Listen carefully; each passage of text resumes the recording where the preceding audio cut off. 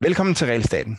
Mit navn er Jonas Herby, og Regelstaten er podcast, hvor du, sammen med mig og mine gæster, bliver klogere på, hvad regulering betyder for det danske samfund og den enkelte dansker. For 1,5 måned siden kunne jeg læse en for mig lidt foruroligende artikel i Weekendavisen. Det forsvundne princip lød rubrikken, og i teksten kunne jeg læse, at nærhedsprincippet, eller subsidaritetsprincippet i EU, faktisk ikke rigtig eksisterer. På trods af, at EU har indført regler om fordeling af barsel og vil indføre mindstelønninger og blander sig i mange andre ting, som jeg personligt mener er et rent dansk anliggende, så har EU-domstolen ikke en eneste gang fundet anledning til at underkende lovgivning på grund af nærhedsprincippet. Det er vildt nok, tænkte jeg. For som lægmand, så kan jeg jo se masser af grunde til, at for eksempel den danske regering gennem en retssag skulle fortælle EU-politikerne, at det der hint skal de altså ikke blande sig i. Men desværre så kunne jeg også i artiklen læse, at nærhedsprincippet i EU, ifølge Davies James, som er professor i statskundskab ved Aarhus Universitet, er en hensigtserklæring mere end en paragraf, du kan gå i retten med. Og det gør mig ikke specielt tryg. For i USA, der blander den føderale regering sig i alt mellem himmel og jord, på trods af, at der i den amerikanske forfatning faktisk er ret snævre grænser for, hvad den føderale regering overhovedet må. Så hvordan skal det ikke gå i EU i fremtiden? For at blive klogere på dette, så har jeg i dag besøg af Davies og James Harrigan fra mit favoritpodcast, Words and Numbers. Welcome, Anthony and James. Thank you for having us. Will you start by introducing yourself? I'm Anthony Davies. I'm Associate Professor of Economics at Duquesne University and the Milton Friedman Distinguished Fellow at the Foundation for Economic Education. James Harrigan. I am the co-host with Anthony of Words and Numbers, a podcast you should check out. I am also the senior editor at the American Institute for Economic Research.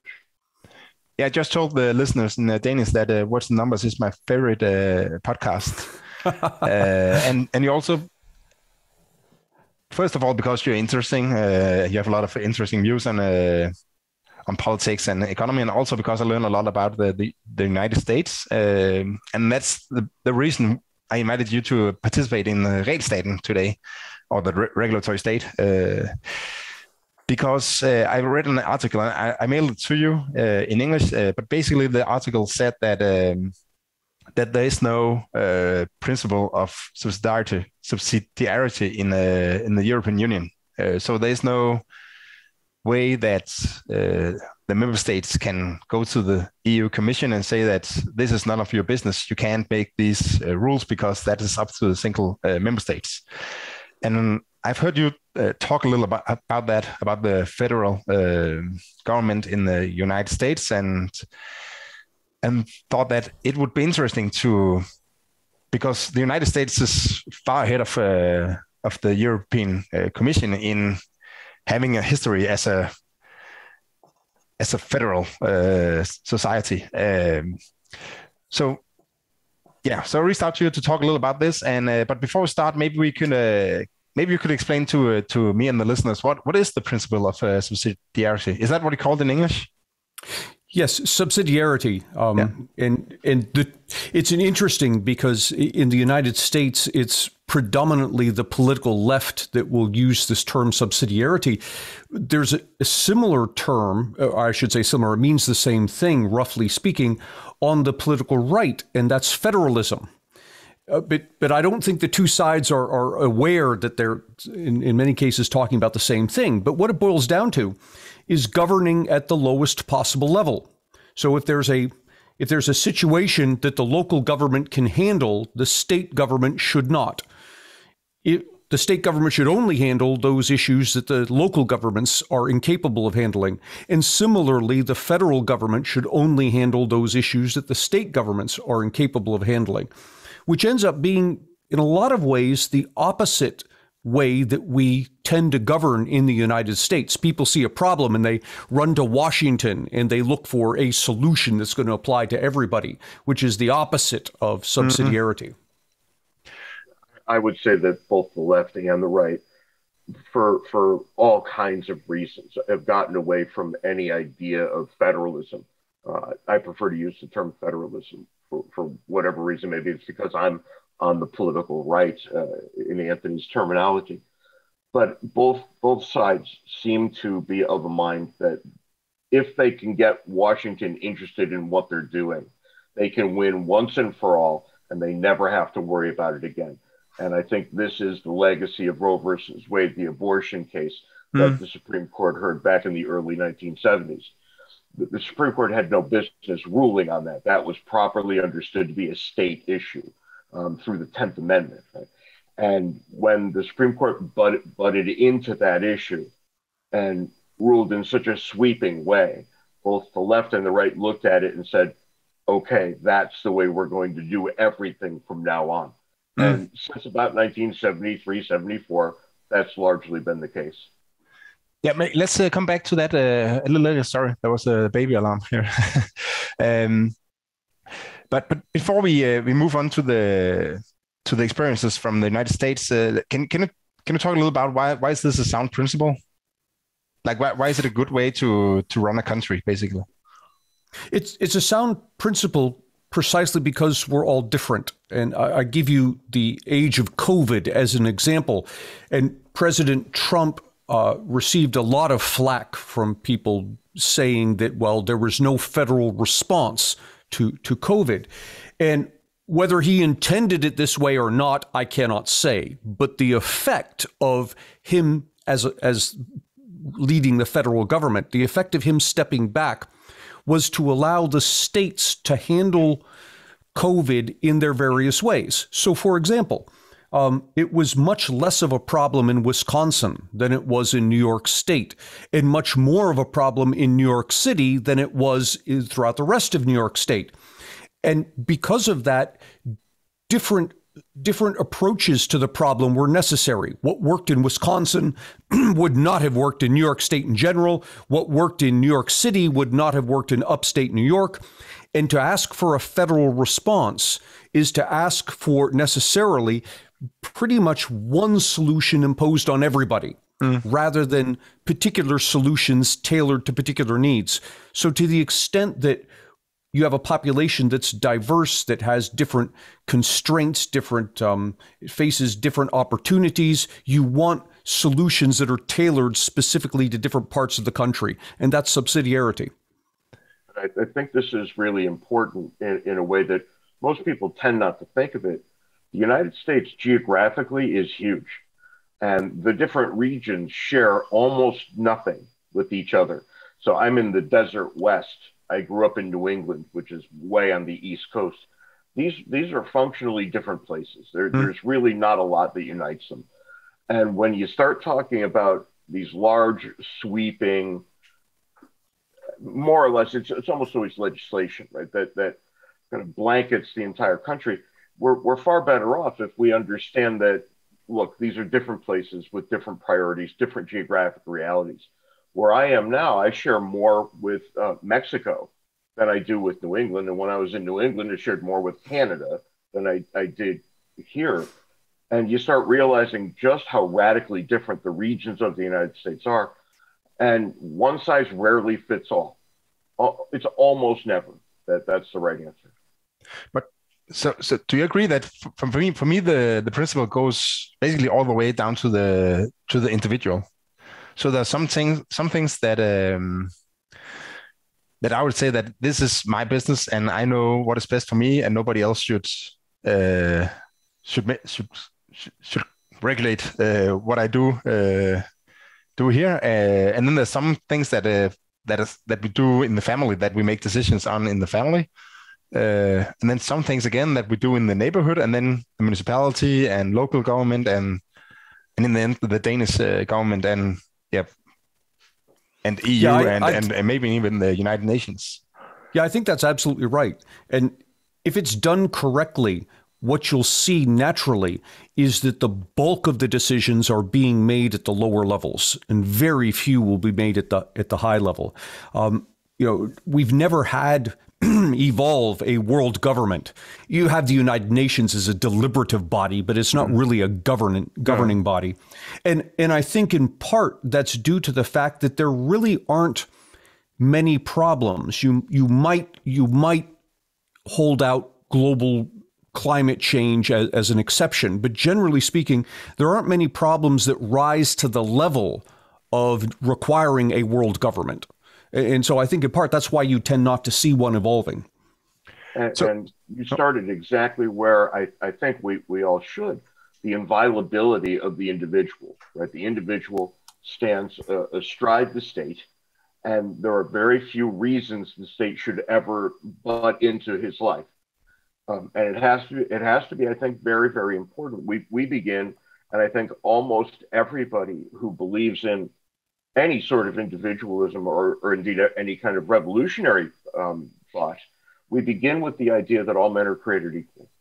And that actually matters more than I think I can stress, because once you accept that, certain political realities follow. And it's a very powerful statement. I think probably the most powerful sentence ever written. And we can all point to it and say, because this is true, I have rights. And because I have rights, you can't do what you're planning on doing.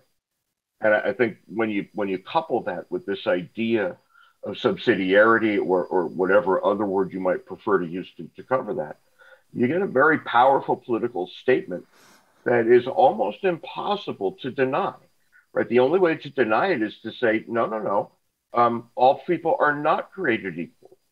And if that's true, then slavery is possible. So which one is it?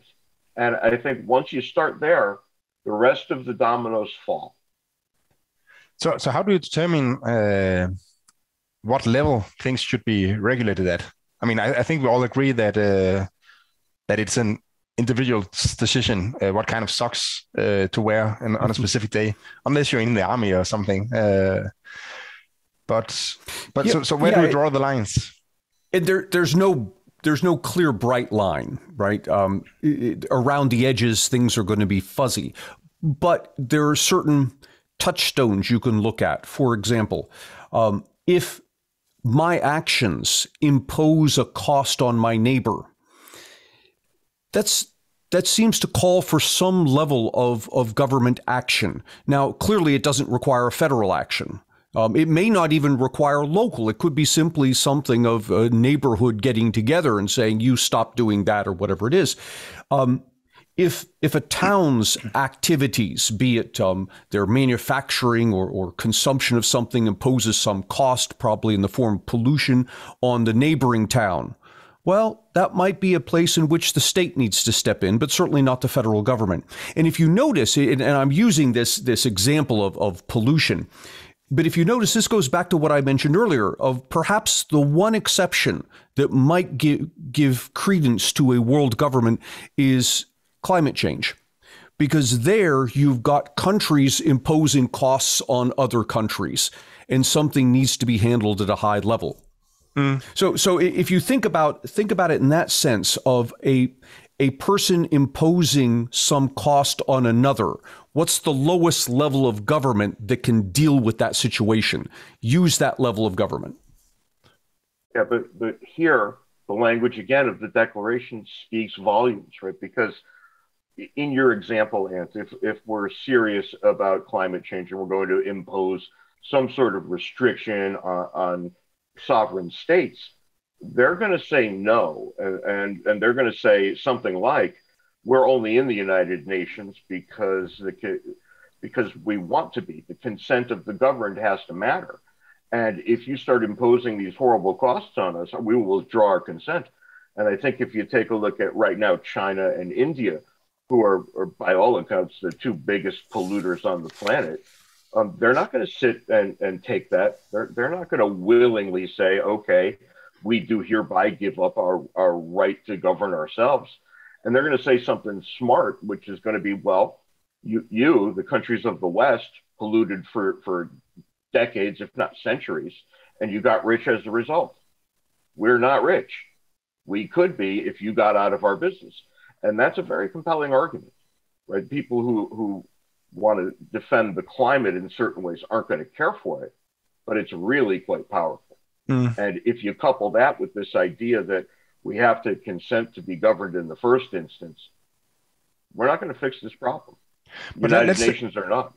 Let's jump to the U.S. Constitution, because in the intro, when I spoke Danish, I told the listeners that the EU don't have, like, it's not possible there's no rule, there's no regulation that limits the power of the EU Commission and the EU politicians. as far as I understood from that article. But there's in the U.S. Constitution there are strict rules to what the federal government can do. So can you tell us a little about that, James? What does it say in the Constitution? Yeah, there's a couple of things that have proven to be interesting over the years. Probably the first is what we're looking at here. It's the Supremacy Clause, right? So if the federal government through Congress legislates, that law is to be understood as supreme over any state statute that exists. So we've got 50 member states, all of whom are diminished in some meaningful way because of the Supremacy Clause. There's also in Article 1, Section 8, which is the article in the Constitution that creates and defines Congress. There's a list of all the things that Congress can do. And theoretically, only those things can Congress do. And this was the chief limitation on the federal government once upon a time. Over the years, we've gotten away from that. Because at the end of the list of powers, there's this last clause, the necessary and proper clause. And this one says, if you're trying to accomplish something, Congress, if you must legislate and it's not in the list, if it's both necessary and proper, then you can go ahead and do it. Okay, so there's an escape clause. It is. And I've given you a very broad reading of it, right? We could parse words and get way down into the weeds, but this is generally speaking what it says and where we're coming from. And as a result of this and the Supremacy Clause, Congress has legislated more and more and more every year. They've created these bureaucratic agencies and situated them under the president in the executive branch. And before you know it, you have a gigantic federal government that can, in real terms, that can legislate about anything. And that's the death of subsidiarity or federalism. And I think it gets even worse than what James is describing, because particularly over the past century, we have moved away from subsidiary, away from federalism in this country. And one of the things we did was, correct me if I'm wrong, James, 17th Amendment, that when the country was originally founded, the people did not vote for the the people did not vote for the Senate. The senators were elected by the state legislatures. So Pennsylvania's state legislature would elect a couple of senators and send them to Washington. And that caused the Senate, one half of the Congress, it caused the Senate to be directly responsible to the states themselves, to the state governments. Now, we changed that with this, I think it was the 17th Amendment, and we said now senators will be elected by the people. And that went a long way to even further diminishing the state's abilities to restrain the federal government. Yeah, okay, right. So I understand. Just come on, James. It was the 17th Amendment, which was ratified in 1913, right at the height of the progressive era. Right, so the progressives take over, and before you know it, all kinds of new ideas are in the water. So what I hear you say, Anthony, is that if you're in the Senate, you don't take power from the state government if they are the ones that basically gave you the job, because then you won't get the job again. Yeah, exactly. But now exactly. now you speak to the man on the street, basically. So it's, and if you don't care who regulates him, then. The man on the street cares that his senator is going to give him something. If it comes at the expense of his state government, he doesn't care. Yeah, okay. And all of a sudden, we have a bicameral legislature, of course, with the House of Representatives and the Senate. And before you know it, senators and House members are reacting to more or less the same inputs. Right? Their inputs used to be radically different. The senators had to make sure that they treated the state as such, right? And now all of a sudden it's a little different, right? When they have to appeal not to the legislature but directly to the people. Okay, that's interesting because I wish I knew a little more about how EU is working, but at least some of the most important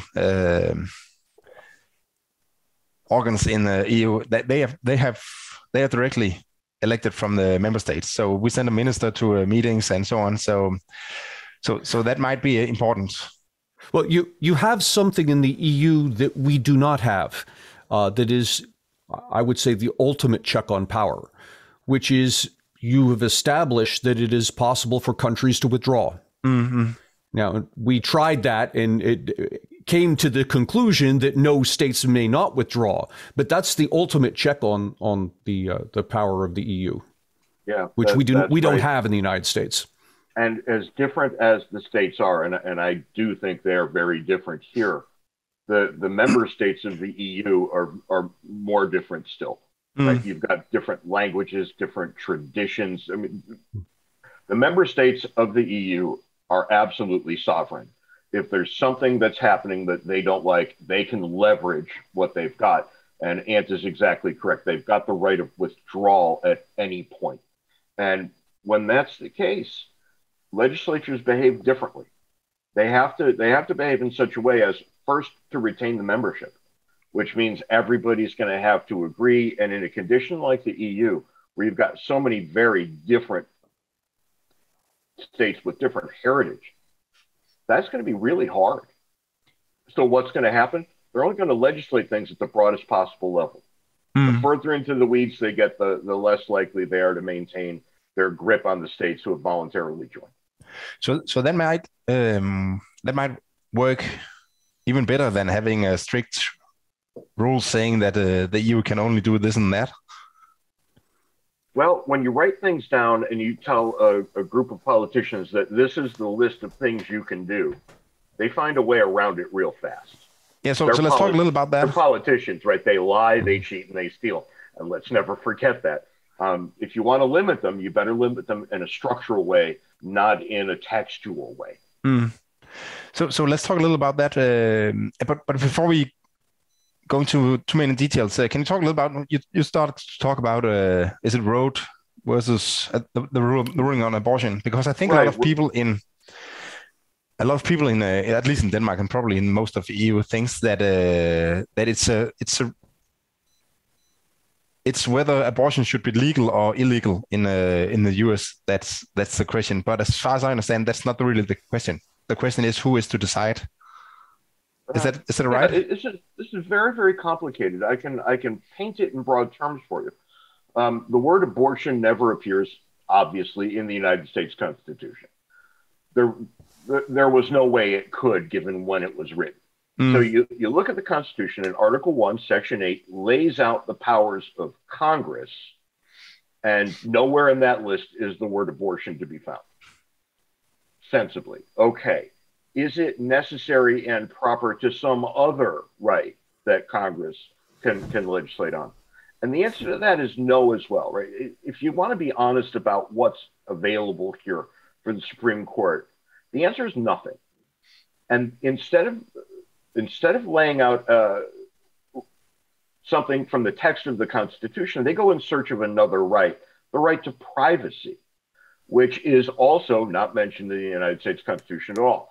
Now, privacy seems to be one of those pre-political rights. You're just going to, like marriage, right? It exists long before the state, and it will outlive the state as well. So I think they're okay hanging their hat on privacy, but then they say in the text of the ruling that abortion equals privacy. And that's a leap of logic that no reasonable person would ever make. That's just stupid. And it's clear what they're trying to do, and I understand, but the way they actually did it makes no constitutional sense whatsoever. What would have becomes the good question. And we have in the 10th Amendment the perfect text for this, because the 10th Amendment ostensibly says anything that is not in the purview of the federal government is devolved to the states, which, given that the states are very powerful semi-sovereign outlets, well, that makes perfect sense. And yet the 10th Amendment never figures in to any of our constitutional jurisprudence. Why? Because an arm of the federal government, the Supreme Court in this case, would have to decide that the federal government does not have a power. And that's never going to happen. So there's your textual problem in the middle of the constitutional regime. To underline what James is saying, prior to Roe v. Wade, given the 10th Amendment, the decision as to whether abortion was legal or illegal was up to the states. And you would have some states that would say yes and some states would say no. Roe v. Wade made it a blanket statement that it's legal across the board. So if Roe v. Wade were ever to be overturned, it would not make abortion illegal in the U.S. Rather, it would turn the decision over to the individual states. Now, some of the states might make it illegal within those states, but it would not be a blanket statement that is now illegal. You see some states actually doing exactly what Anthony just said, right? We've got a couple of very conservative states that try to move on this every few years. It doesn't really work out, but this is the main reason why, when somebody's nominated to the Supreme Court in the United States, why the hearings are so vicious. Everybody wants to hear their answer to the question, what about Roe versus Wade? And I can tell you that every college student I've ever dealt with has been baptized in this fight over Roe versus Wade. I talk about it with them every time in every class. And yet you're left with this idiocy where a Supreme Court nominee will look into the camera and say, I have never thought about that case. I have no opinion. That is such an obvious lie that it doesn't pass the smell test. But in order for a conservative to get on the Supreme Court, that's the answer he has to give. So no conservatives. They dig their heels in on this nonsense every single time. And if it's true that every college freshman has seen the arguments, trust me, it's true that every Supreme Court nominee has seen it too. And yet the stakes are so high that they have to lie about what they think before they can even lay claim to a seat on the court. And I think this is an interesting case because I think if you go out of my door and ask a random person if you think that the federal state in the United States should regulate and make it legal in all states in the United States, he would say, yes, I think that's fair because it's a human right. And if you ask, what if the federal state had the opposite view, that it should be illegal, then he would say, no, then it should be up to the to each member state to decide. So I think there's a lot of times, and we've seen that in that the EU just started to regulate paternal leave in the member states. So now both the mom and the dad has to have 9 weeks, I think it is, of paternal leave. So it can't all go to the woman. And when you hear people talk about it, they say that, okay, I think that in most cases the member states should decide on this, but since I agree on what the EU said, it's okay that they decide this. So what is your opinion on that kind of argument? It's exactly what we see here year in and year out, right? People are fighting over political things. And if they think the easy win is at the federal level, that's where they're going to go every time. We have very little experience with the Supreme Court saying to the United States, no, this is not a federal issue. I think we'd be a lot healthier if we did, right? Because in the states, you do have a right of exit. I've lived in, I think, 6 or 7, maybe even 8 states by now. And the legislation in the various states is quite different. And where the rubber meets the road, where it's really important, is in tax rates. And if I can shop around and get a better deal in another state for taxes, why shouldn't I be allowed to do that? There was a time in our past where it didn't really matter, right? If you lived and worked in a place, you were going to stay there the rest of your life. You were going to keep that job for as long as you could. Well, things are rather different now, aren't they? In the wake of COVID, what have we learned? We've learned that we can move anywhere we want and still do our jobs, never walking into an office. My office, theoretically, is over 2,000 miles away. I never go there. All right, if that's true, then I should be looking at a lot of different states to find out where I can get the best deal. And the best deal takes taxes into account. It also takes quality of life into account, right? All these things. Yeah. And it's a brave new world that we're living in, right? We have jobs and we don't have to go to an office. Fantastic. And that might be why you see now that that some people are arguing for minimum tax rate in in EU on companies and so on, because they basically they want taxes on companies, and they can see this problem that companies can move around now. Yeah, and that's an interesting thing because I had described that subsidiarity means governing at a low level, and you only raise the level if somebody is imposing a cost on somebody else far enough away that your current government can't handle it. And as I'm talking about that, I'm thinking about this push for global minimum corporate tax. And one way you might look at it is to say, well, if a corporation can leave the United States for Mexico, for example, because the taxes are lower in Mexico, well, that's imposing a cost on the United States government. The only way you can make that argument is if you admit that the profits the company makes belong to the United States government. That is, if I'm a company and I leave and I take my tax revenue with me, I'm not imposing a cost on you if the money belongs to me. It's only if the money actually belongs to you. So what's actually happening here is we talk about countries coming together and signing on to this minimum global tax. This is not an application of subsidiarity. This is the creation of a cartel.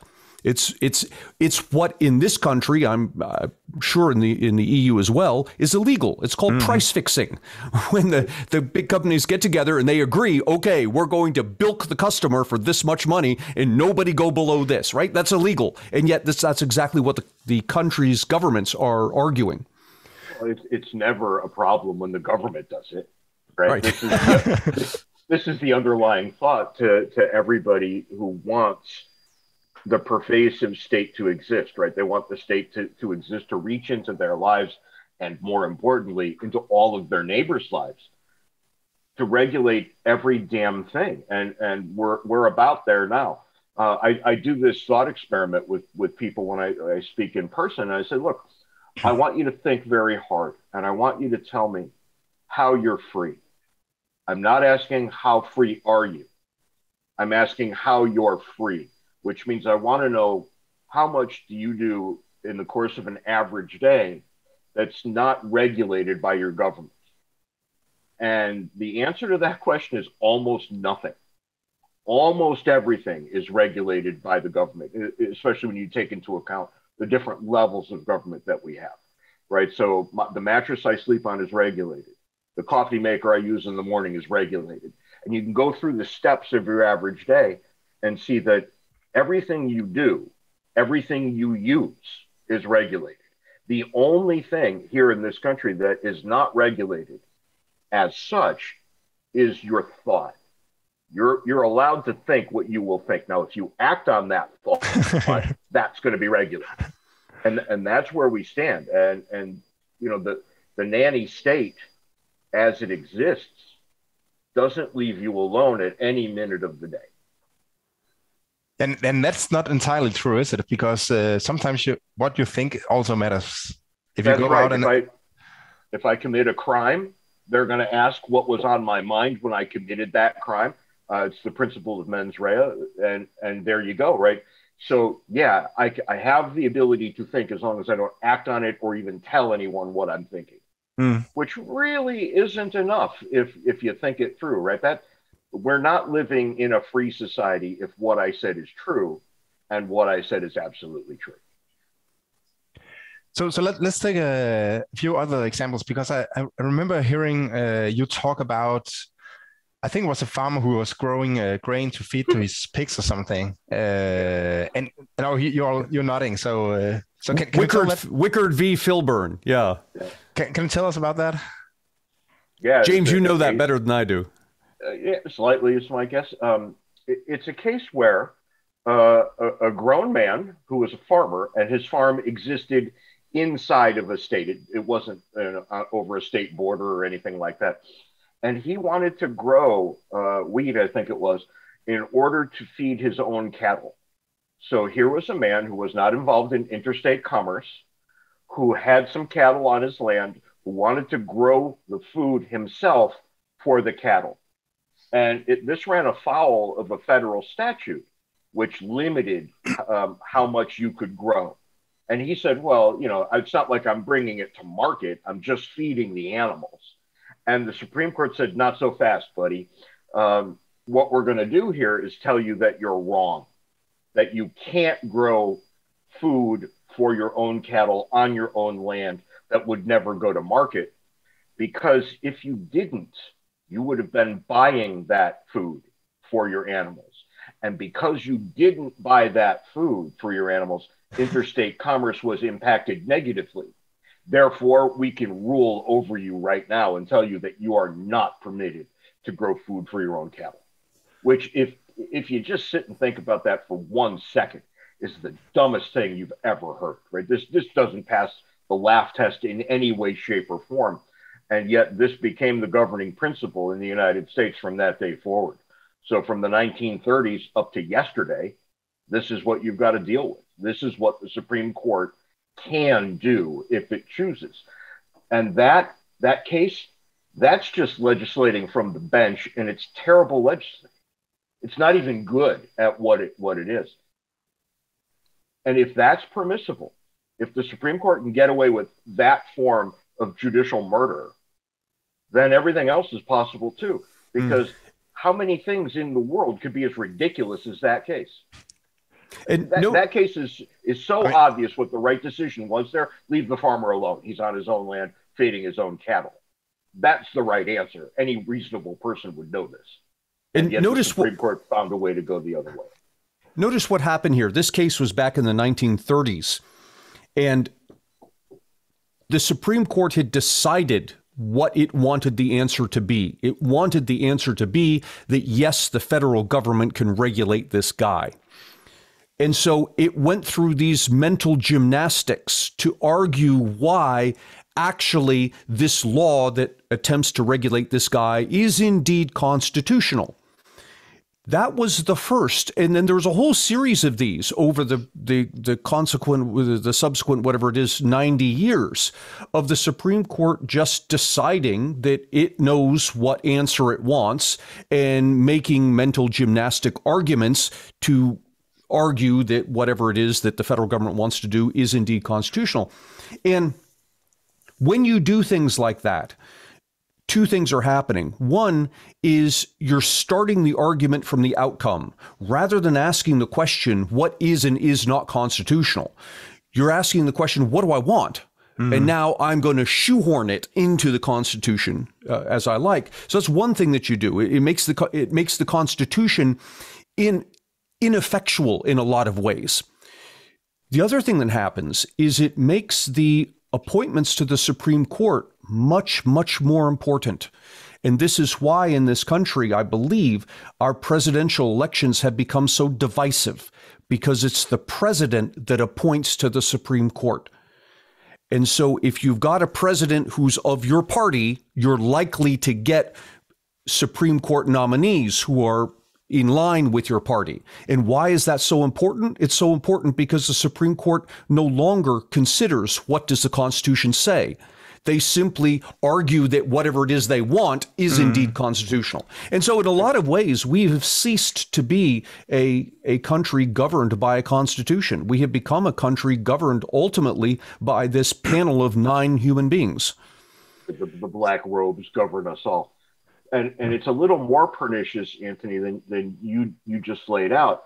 Because if you think through what Anthony just said, and I think it's all exactly right, it explains why you get these awful people running for the presidency who win.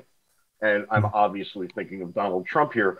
Most Republicans looked at Donald Trump and said, this is not a good person.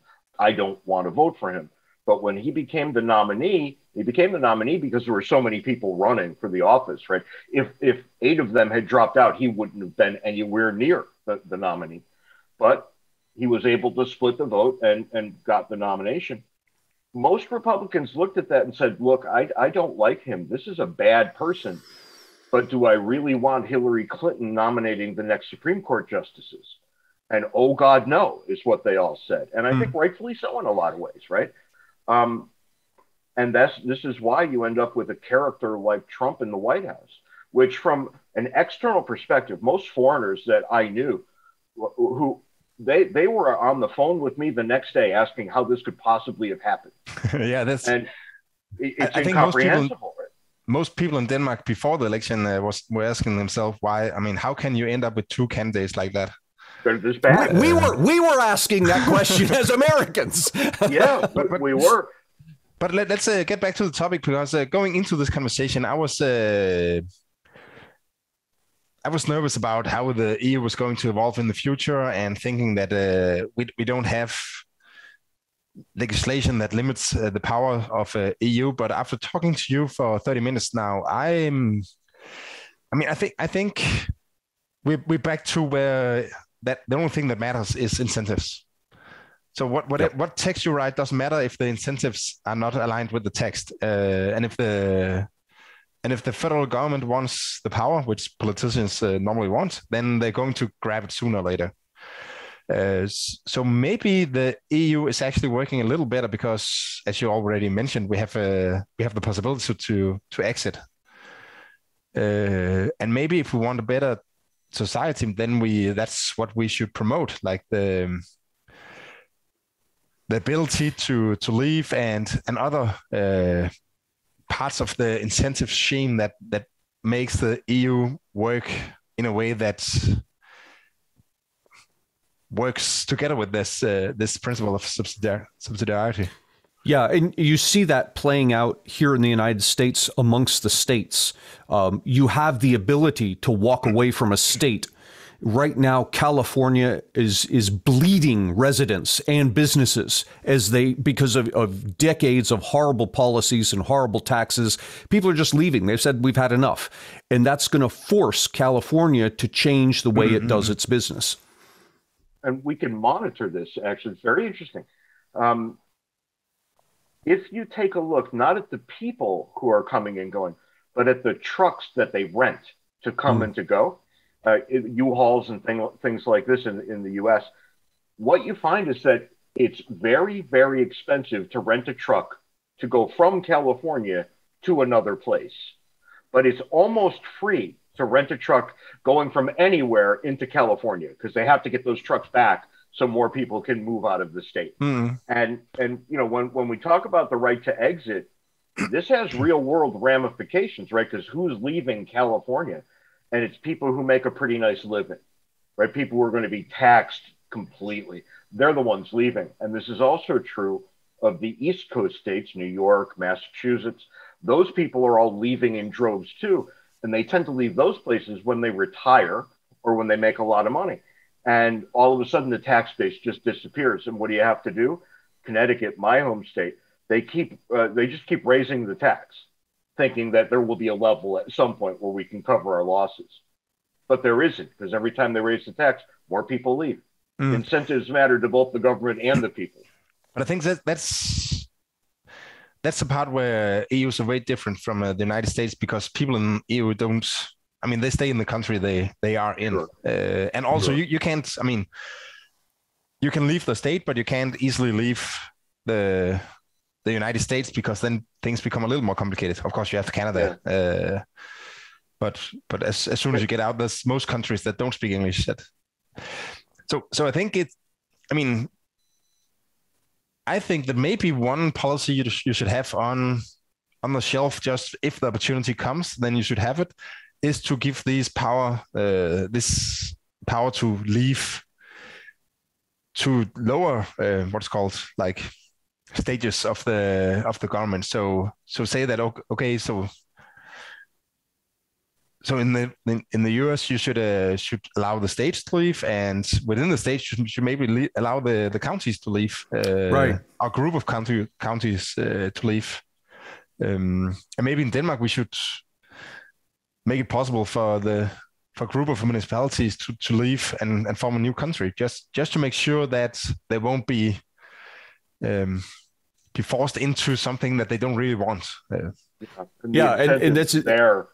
The incentive there is perfect, right? Because now the political subdivisions, they have to appeal to the individuals. They have to say to them, look, we know that government is hard and we know that it might cost you something, but we're going to do the absolute best job we can do for you. And if you have It's one thing to have the right to vote them out of office. It's quite another if you have the right to vote them out of office and you can leave. And as long as that second thing with the two sides of the coin, if that's the case, you're going to get fantastic governance, because the people who govern are going to be terrified that people will just bail. Yeah. The only problem with the idea is that it's never going to happen, because they won't give you that power back. Yeah, exactly. But if you think about it, we're talking about politics here, but it becomes very familiar to people when you point out that this is exactly how it works in the marketplace. If I'm going to a store and the store is not providing me with the services I want at prices I'm willing to pay, I go to a different store. And it forces this store either to figure out what is done wrong and do it better so I come back, or to close down and have some other store take its place.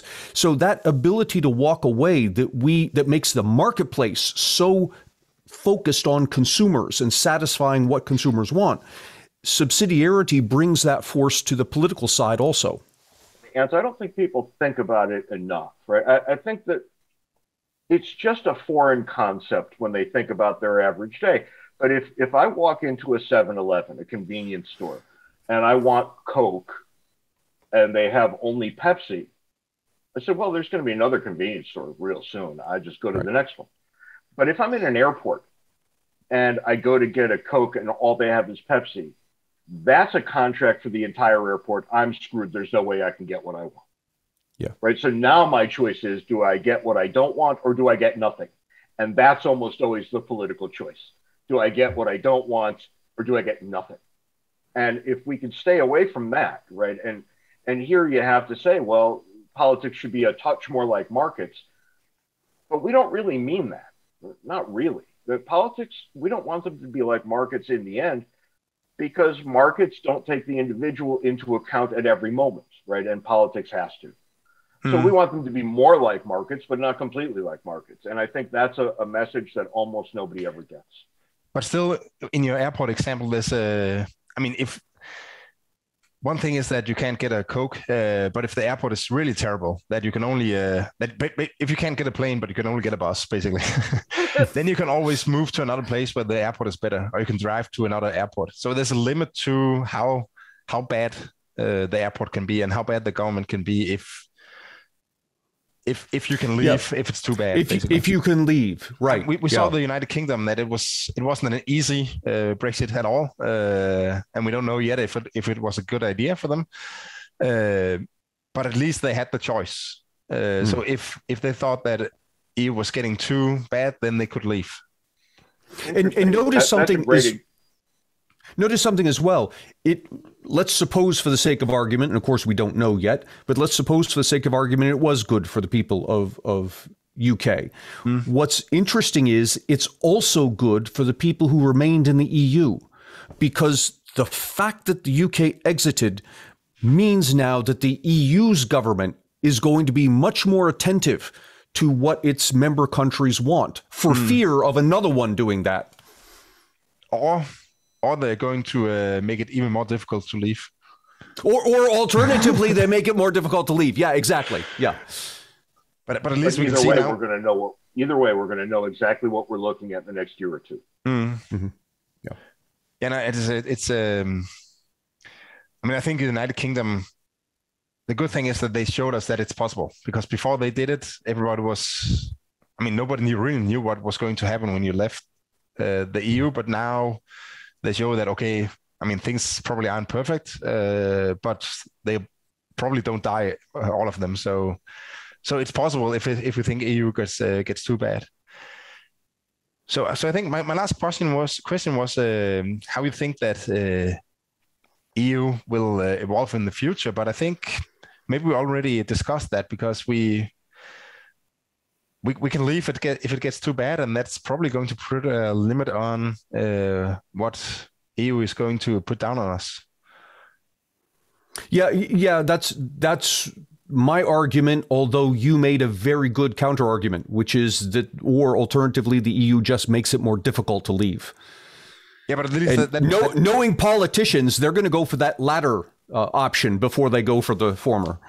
Yeah, but now we know, and we know what to fight. So right, yes. Yeah. You know what to fight. Yes. And from an external perspective, from the perspective of an American who goes to Europe from time to time, I always worry that what's going to be lost is the distinctive character of various countries. Right? They're all going to just start looking like each other. It's going to be homogenized over time, and that may be the best thing, economically speaking. I don't know one way or the other. I know that the trend is towards that, no matter where you look. So it's probably the best thing economically for the various constituent states. But something is very likely to be lost, something important, something beautiful. And that's the difference between one place and another.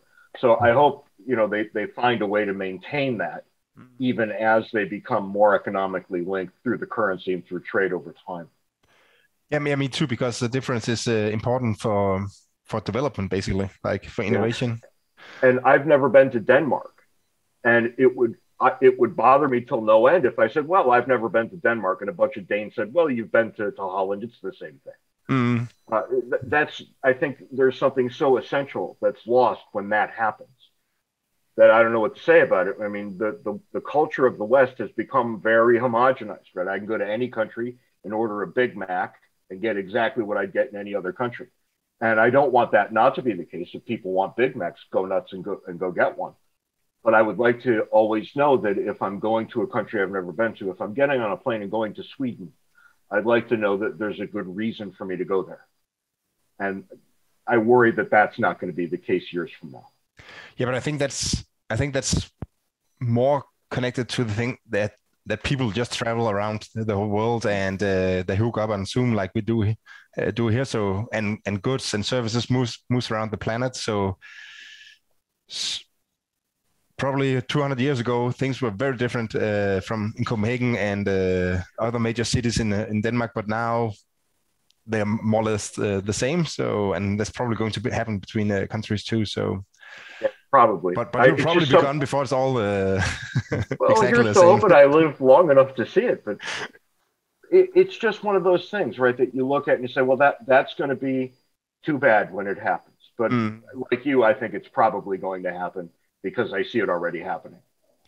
So we'll see. But I heard you a lot of times say that if there's one time that you prefer to be born, it's now or in the future. That's right. So I like everything that's happening right now. Yeah. It's cost and benefits to everything. Right. Yeah. Right. I mean, look at the miracle of my life, right? And the two of you would say something not unlike this. I'm sitting here in a house that's temperature controlled. Water comes right into the house. All I have to do is turn a knob, and there it is. I've got a thing in the kitchen that heats everything. It's one miracle after another. But even my grandparents could never have imagined this. It's not like we have to go back 300 years. No. My grandparents, who all lived for me to meet, they could never have comprehended what I live with right now. And that's fantastic. That is fantastic. I hope my children can say the exact same thing when they're my age. James and Anthony, thank you so much for making me a little more comfort about the future in the European Union. It was a pleasure. Thank you. Thanks for having us, Jonas. The pleasure was all ours. Thank you so much.